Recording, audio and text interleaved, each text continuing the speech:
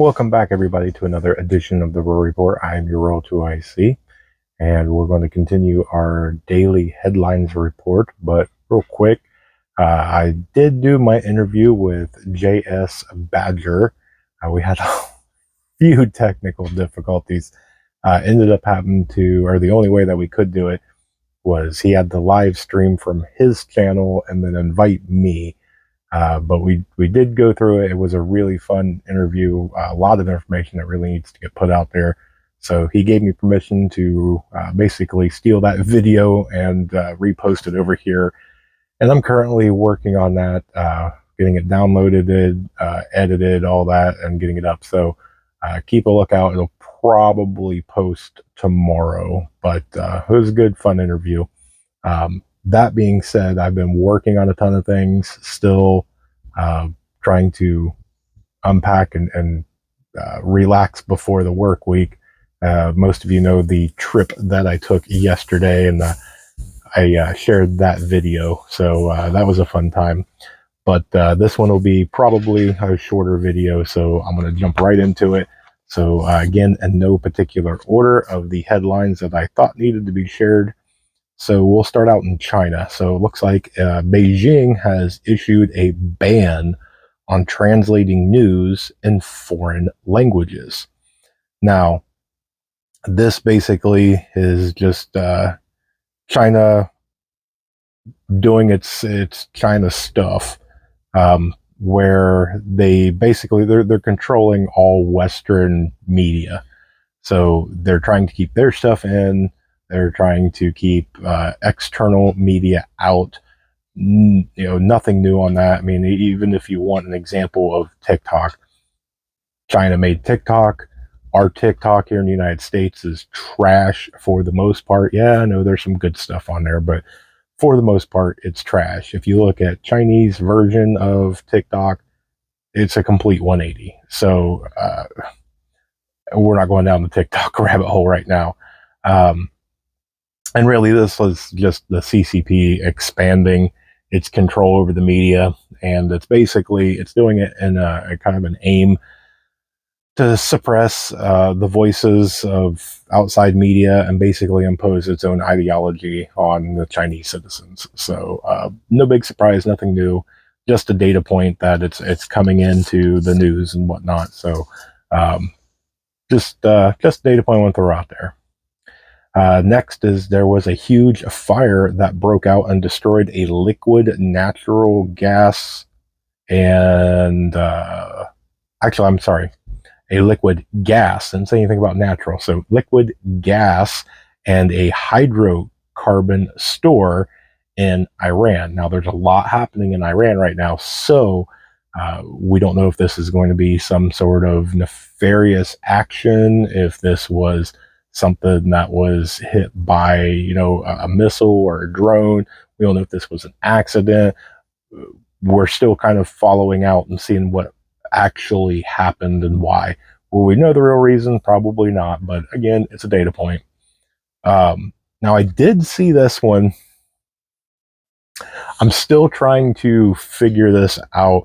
There's a bunch on the underground networks, and I just wanted to share it. This is going to take 10 seconds.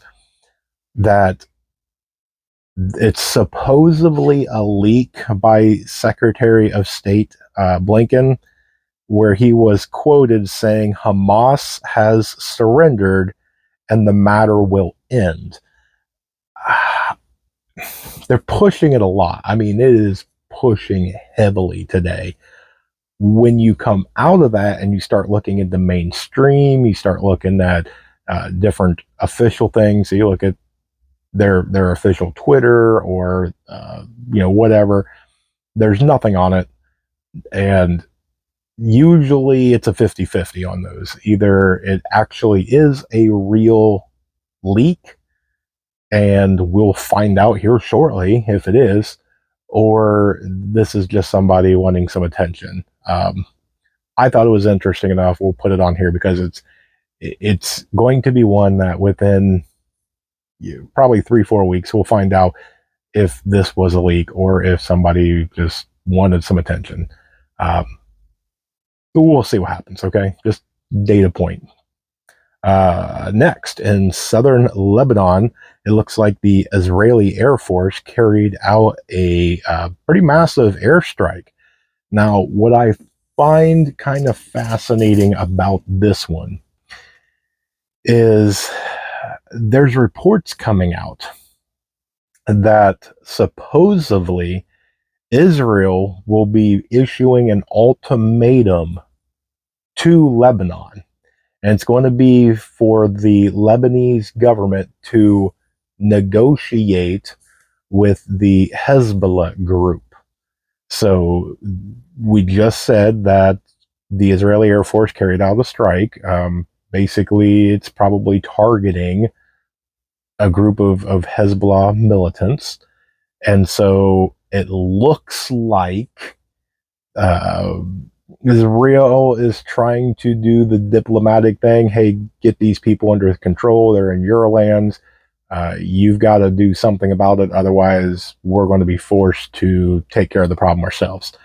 Now, there is some sort of UN charter that they're referencing that they want them to basically tell Hezbollah to move behind the Litani, I don't know how to pronounce it, river.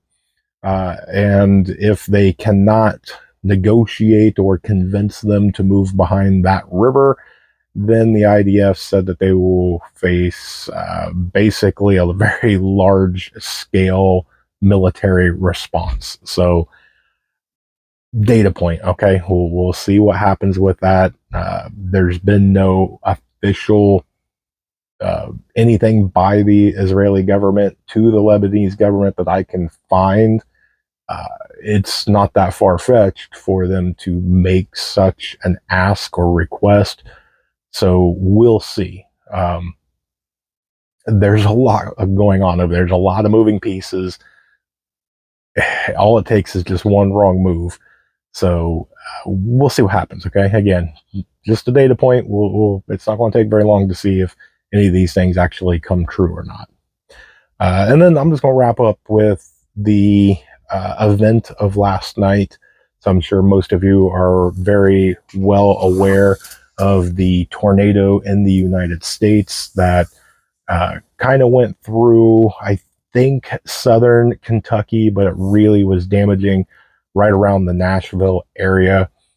There was, I know, at least a few deaths that was related to this, as well as it struck some sort of petroleum facility. There's a big kind of fireball in the sky, power outages, all sorts of just devastating damages and things like that.